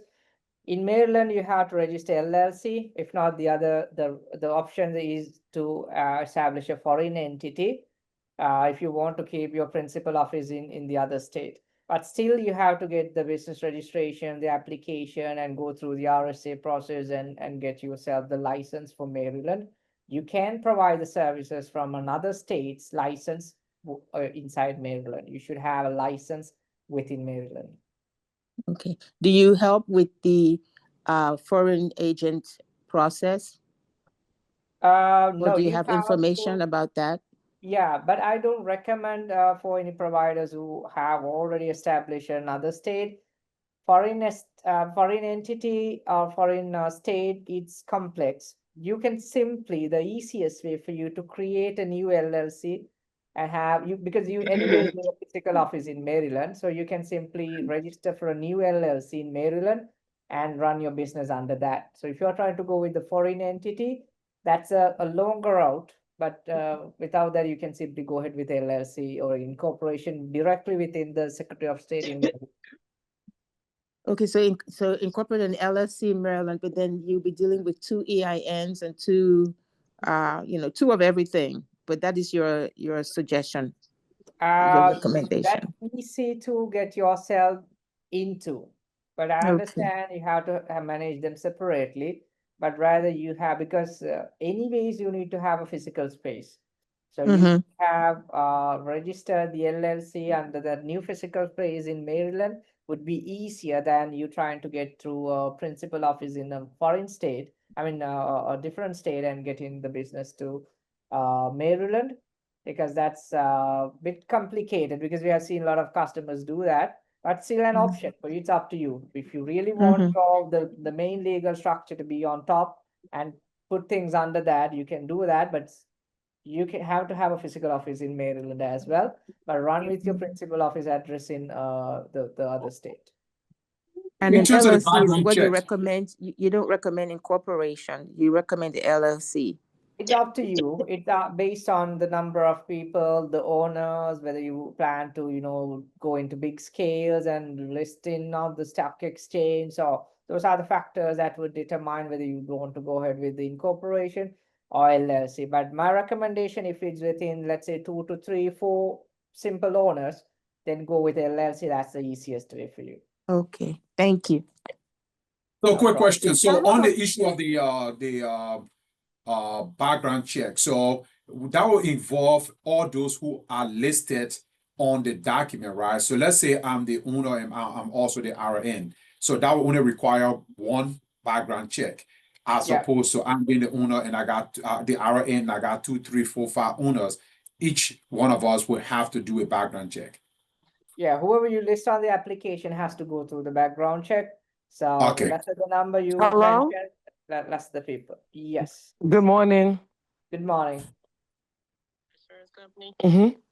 They said they sent the paperwork back to the doctor yesterday, but it wasn't Dr. Court, somebody named Reginald.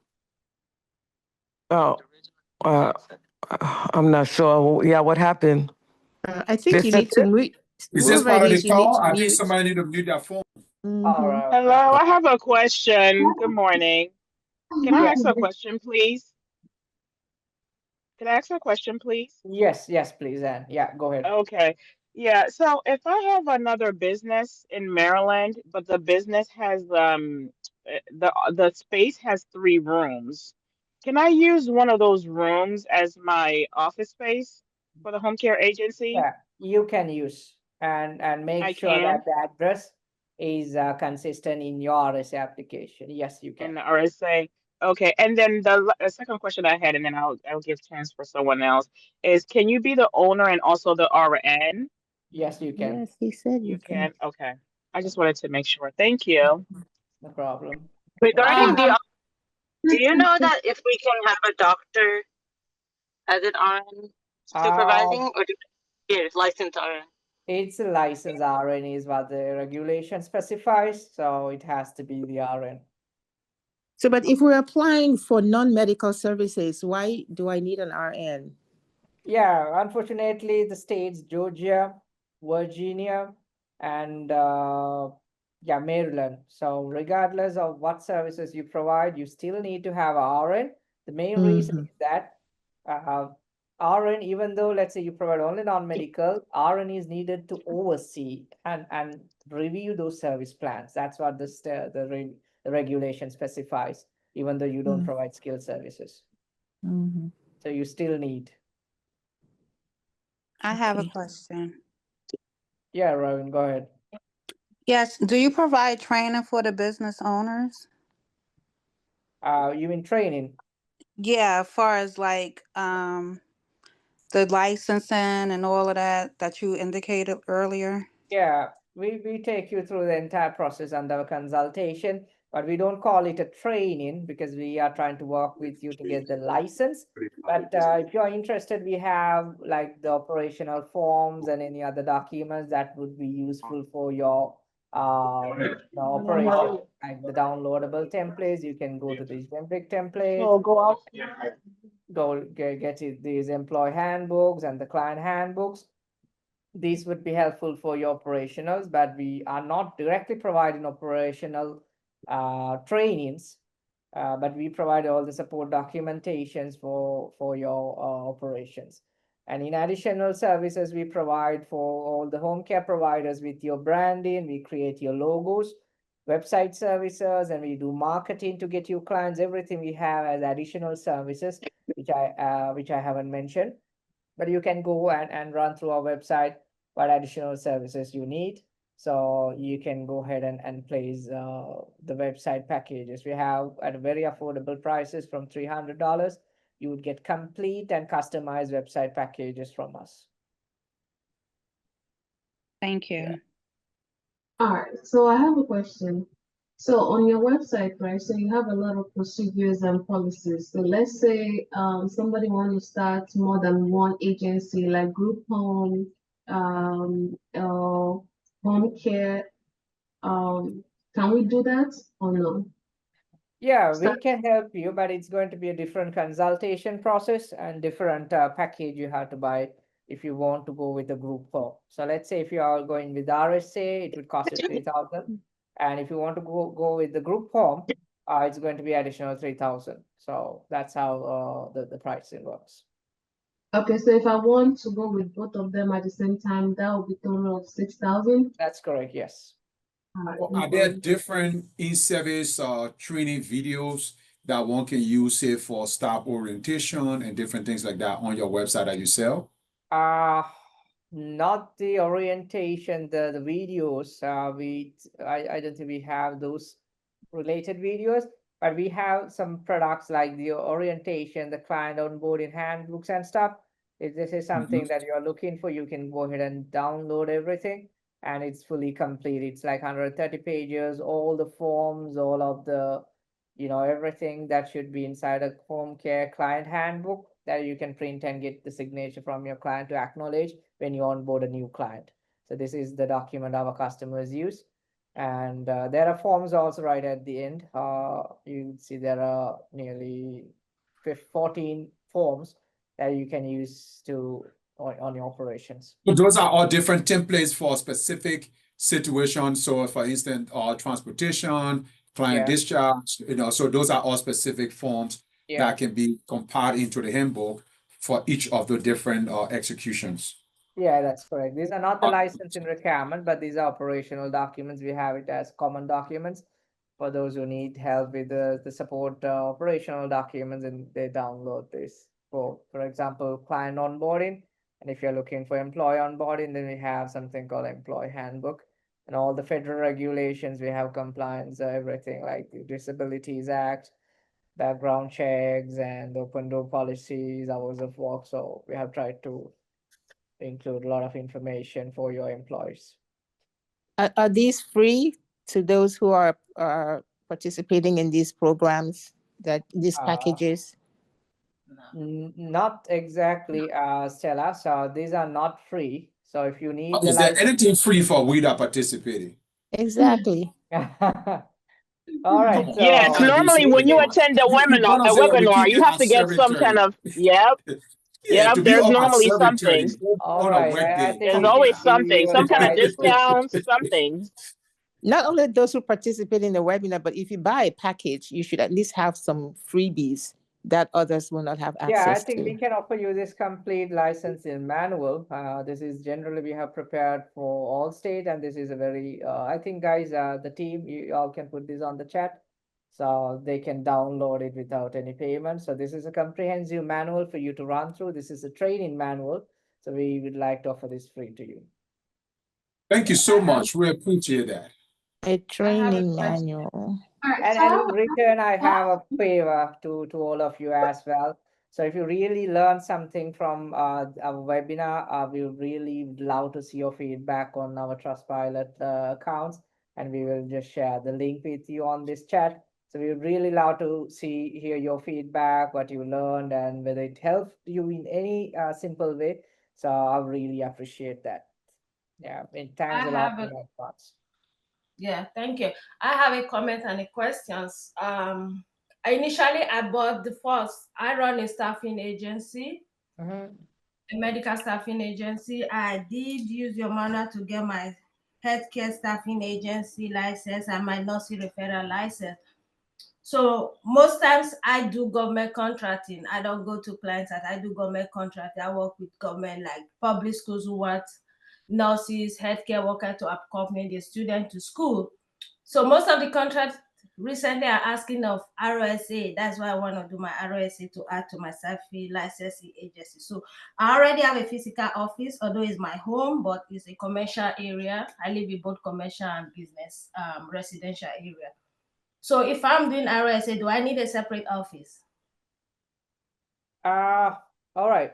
So you don't need a separate office, but always if there are two set of employees, I would recommend you to have the office to be segregated with the papers, the policies, and everything. Because staffing agents in Maryland has its own COMAR code, so you should have separate set of documents and everything. But you should be able to use the same office space for both, as long as it's within the state. Okay, because I have like 3 different filing cabinets for both my All right, yes, you can. Yeah. and ROSA. Then ROSA is coming in as the third staffing. Then I'm going to be handling. Yeah, you can have the same office for everything. Yeah. Okay. Thank you. No problem. Thank you. All right, guys. Any other questions? And mic is on, and I think it might okay. So this is Somebody need to mute themselves. yeah. Okay, sorry. all right. So All right. when you can you please go back to the part where you went back to the what's it called, employee handbook? It says any state, right? Any state. Does that mean that when we Yeah. buy, it applies to all kind of states, any kind of states? I say any That- kind of state. Whatever yeah. state, it applies to any kind of state, correct? That's correct, because employee handbooks or the client handbooks, they don't have state governance or the state specific regulation, what you should have inside your employee handbook or client handbook. But basically they should meet all the federal compliances. So that's why you don't need a employee handbook or a client handbook for state specific, but you need policies and procedures for state specific. That's the only thing you need state specific. The other things you can use the common the regulations as per the federal standards.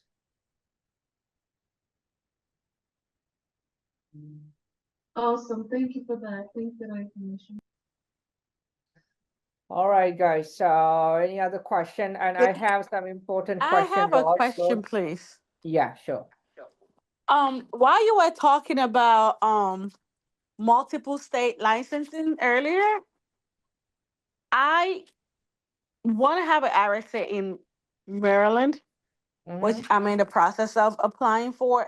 All this documented checklist you are talking about, I already have it. The only thing I don't have it is background, because I don't see it on any of the application where it says to have a background check done yet. Okay. Yeah, because I have the declaration page, the workers' comp, everything, the policy and procedure. I got it from you, and I have everything completed. Okay. So the background check, I know they asked the questions as part of it. Maybe they come back to ask for that in the process. I'm not sure, but there's nothing in the application that says to complete a background check. All right, okay. So you don't see that on the application, but they would require you the CGIS background checks. That's part of the requirements. But not as yes, I know that, but do they come back to ask you for the background check or what? It's best to submit from the beginning before they would come back to you, because that's a delay process, because you know the communication, and then they would hold your application until your missing documents are submitted. And then for them to restart your application, they would wait for you, and that can go down in the queue. So always have everything that I mentioned from the first So time itself. I Otherwise, know they I would came in come back. early. Yeah. I- Okay. Is that is Mhm. that a website I can go that I can initiate the background? Yeah, this is the link. I think I can send this link to you. The background check. This is where you need to process the everything. Follow these guidelines. Okay. Yeah. The Department of Public Safety and Correction Services. Yeah. I'm trying to send this, but I don't know how to send this. It's missing. All right. Okay, you want to put in the chart? Yeah, guys, I think my teammates would put this link on the chart. It's not letting me do that from my end. Okay, and also, I would also like to have RSA in Virginia, as I'm also within a close proximity to Virginia. But my challenge is, you said to have different RSAs, which is understandable. But as the lady said, if you want to make another RSA, why can't we not make it a corporation so you have the same EIN number instead of having two different EIN numbers? Yeah, it's up to you. I'm not Okay. telling that you can do that, but it's up to, everybody's unique cases. So if that is more comfortable for you, you can, of course, you can do that. That's not blocking your licensing process, but like the complexities is what I personally recommended. You can simply go with the LLC itself. But if this is something that fits your specific requirement, definitely you can go ahead, and that's not blocking you anyway. Okay. Okay. All right, great. And do you also provide the care and policy for Virginia? Yeah, and we Okay. have recently conducted a complete webinar for Virginia for home care. You can watch on our YouTube channel for Virginia home care, complete process like this complete webinar. Got it. Okay. Appreciate it. No problem. I have Thank a you. All question right. about the background check. For the background check, the asset, the authorization number to do the background check. All right. Because for my company, I do have an authorization number for my staffing agency. So do they do it under my company authorization, or they do it under OHCQ authorization? Yeah, Because you cannot just go for background check. They're going to ask you for authorization number. Yeah, I need to see what process that you followed. Maybe if you can just drop us an email, I should be able to, get back to you on that based The on process for the authorization number. I was approved by Department of Correctional Service to get background check for all my staff. Mm-hmm. Because my company is fully functional, I just want to add RSA to it. All right, okay. So I would really appreciate if you can drop us an email. Please address my name. So I'll try to look for that and get back to you on that. Okay, thank you. Please don't forget to drop the link to the background check website link. All righty. Okay, this is the link, but I'm trying to put it from my end, but the chat is not open. It's on the chat. It's in the Oh, chat. it's on the chat. It's in the chat. Oh, thank you. Okay. So I'm looking at the training manual link that you sent us, that you put in the chat, and it's basically what you just covered in this webinar. And, so I thought you were giving us something that we could use to train our staff. I believe that was the question. But you just basically replicated what you've gone through on this webinar with us, and it has your watermark all over it. So we cannot even use that. What are you giving us that is truly usable and free? All right, Sarah, this webinar itself free, I believe. So anyway. Well, no, besides that. Yeah, but let's see if we get any resources, something useful for you. Because we have your contact numbers, every one of you, whoever joined, I should really appreciate you guys join, and we will able to have a great conversation and Q&A sessions. It's very interactive. So I'll make sure whatever the resources and whatever we can offer to you, we will make sure to email to you and try to get whatever the possible things that we can offer to you. Thank So the you. fee that Thank this you. webinar was recorded, is this something that is proprietary or that you cannot send out, or is something you can send out? You mean the recording? Yeah, because I know it was recorded. Everything will be released to YouTube, the whole recording. So please give us a few days. We will Okay, thank you. have this entire session to you on YouTube. Our carepolicy.us YouTube channel. You can go there and watch all the videos. Or else the other way that you can find us on our resources over here. You can go to training and resources and go to bootcamp resources and go to bootcamp schedule, and we will be placing all the recordings over here. So these are the past the sessions we did. So like this, you can be able to watch here. Secret Clinical gives me 3 times protectification, so I always stay fresher under pressure. All right, guys. So if any one of you are interested to proceed with us, please make sure to drop me email at our email, which is hello@carepolicy.us. And if you are willing to go ahead and purchase only the support document, you can simply find them here. Go to downloadable templates. And our team will also send the links on the chat. And you can simply go to downloadable and do it yourself DIY package and make sure to select the residential service agency. So you would be able to download everything. Soon after you make the payment, everything is available to download all these documents. I'm sorry, what is your email again? It's hello. Hello. Okay. Yeah, carepolicy.com. Hello@carepolicy.com. Okay. So, carepolicy.us or .com? I'm sorry. Thank you very much. It's carepolicy.us. Yeah.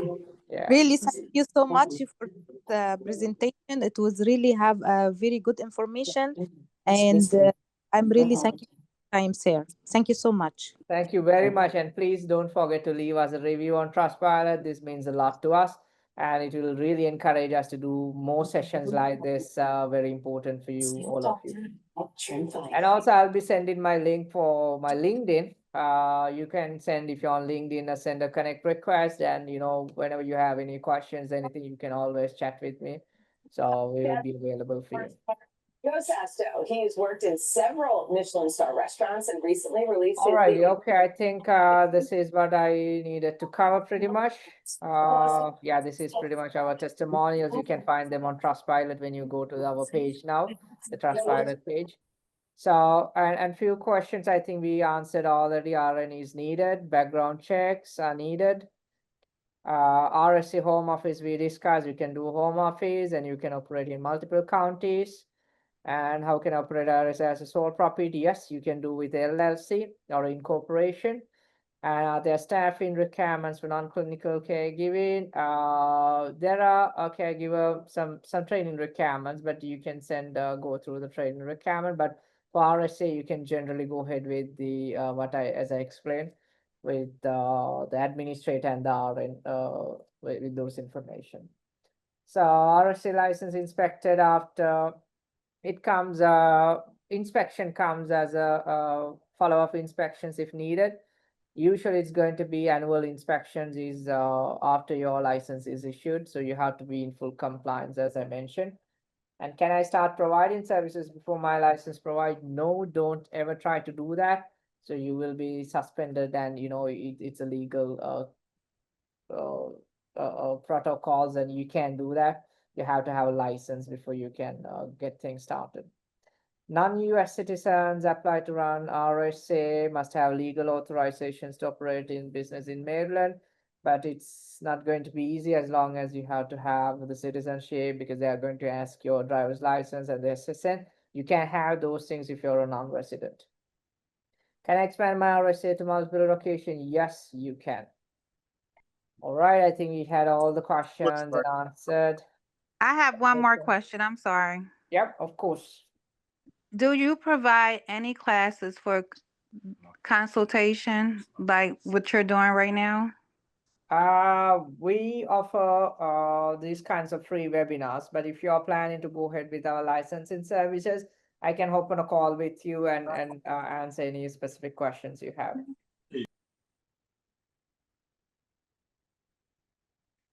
Quick question. Do you have a community for caregivers, like, like people that you help with the licensing, having a community for us? Do you have a community that you set up Yeah, Care for Policy caregivers? has a community, but we are still building that. But we have a Facebook group Okay. also. I think this is a Care Policy community itself, but we are still building this and we are yet to invite our customers and everyone. So this is like a peer connection. So we will send this link to you as well as our Facebook group link. So you can join our Facebook group and ask the questions. We have that as a free resource for you. I already submit review for today class and yes, because I'm really happy, really. Thank you. Thank you so much, Amina. We really Yeah, appreciate it. and also I want your connection for LinkedIn. I want to connect with you, and I hope we'll complete with you for our company. And thank you so much, so much. Really, you are the best company since we start to search, and you give us a lot of good information for free, and I appreciate that. Really, thank you. No problem, Amina. Thank you very much. And we will be making this video live on YouTube. And you guys can watch anytime. And even if you have any question, always feel free to contact us and reach out to us. So we will be available to support you throughout. All right, I think let's try to wrap up this session. If any of you have any questions, I would be happy to answer. If not, we can end today's session. I think we exceeded 2 hours time. Yeah. How do you acquire for the MPI? Do you have how to get it? Yes, I'll show you the NPI. The NPI, just make sure when you register, you can do it right now. You just have to go to this link. I'll send it to your chat. But make sure what you really need to know when you think about the NPI, your licensing for organization or your agency, you should select the type 2 NPI because type 1 is for individual, type 2 is for agency organization. So the type 2 is what you select. When you create an account here, you would get those selections. So make sure type 2 organization NPI create for your agency name. And they would assign you an NPI within 24 hours and email to you. You said type 1 is for what? Type 1 is for individual practitioners. Type 2 is what's applicable for an agency. I know I do provide some services for Medicaid, but it's under a company that I worked for previously. Do I need to get another provider profile for Medicaid?